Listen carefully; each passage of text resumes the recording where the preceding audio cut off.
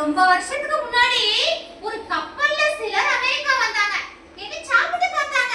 போகும்போது என்னையும் கப்பல்ல ஏத்திட்டு போயிட்டாங்க. அவர்கள் போகும் எல்லா நாட்டுக்கும் நானும் போனேன் என்றது உருளை. யார் அவர்கள்? ஆர்வத்துடன் கேட்டார். அதெல்லாம் நீயே தேடி பாரு என்றது உருளை. ரொம்ப பண்ணாங்க என்றாள். ஆரம்பத்தில் என்னை சாப்பிட தயங்கினார்கள். சுச்சு ஏதாவது நோய் வந்துடுமோ என்ற பயம்தான். என்னை சாப்பிடுவது உடம்புக்கு நல்லது என்று ஒரு விஞ்ஞானி சொன்னார். அப்புறம் தான் சாப்பிட ஆரம்பிச்சாங்க என்றது உருளை. என் தம்பிக்கும் உன்னை ரொம்ப பிடிக்கும். அது சரி, எங்க ஊருக்கு எப்படி வந்த என்றால் பேச்சு. உங்க நாட்டுக்கும் இந்த கப்பல் வந்தது. வியாபாரம் செய்ய வந்தாங்க.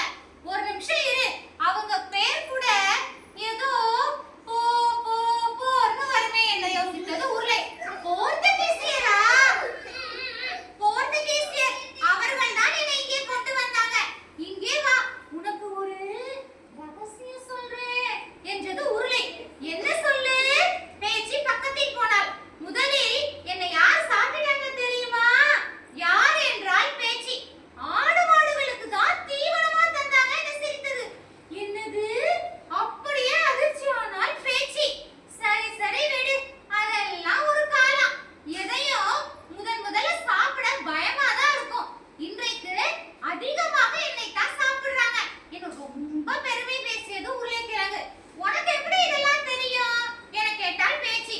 எனக்காக மியூசியம் கட்டி இருக்காங்க, அங்கதான் இதெல்லாம் தெரிஞ்சுக்கிட்டேன் என்றது உருளை. சமையல் அறையிலிருந்து வாசம் வந்தது. உருளைக்கிழங்கு வறுக்கிற வாசம். எவ்வளவு நல்ல வாசனை. எங்க அம்மா ஒரு முருடு வறுப்பாங்க என்றாள். தம்பியை சாப்பிட அழைத்தால் பேச்சு. என்ன பேச்ச காணா என உருளையை பார்த்தால் பேச்சு. அமைதியாக இருந்தது உருளை. இவ்வளவு நேரம் பேசியது உருளையா இல்லை என் கற்பனையா என குழம்பினாள். தம்பி உள்ளே ஓடி வந்தான். உருளைக்கிழங்கு பொம்மையை எடுத்துக்கொண்டான். ஐ அக்கா, பொம்மை நல்லா இருக்கு என்றான்.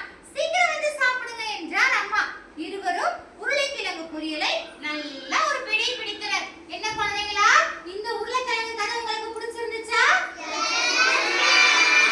தினந்தோறும் உருளைக்கிழங்கு சாப்பிடும் போது இந்த கதை உங்களுக்கு ஞாபகம் வருமா? ஓகே, இதே மாதிரி நீங்களும் உருளைக்கிழங்குல உங்க வீட்டுல போய் பொம்மை செஞ்சுட்டு நாளைக்கு பள்ளியில அதை எடுத்துட்டு வரணும். ஓகேவா?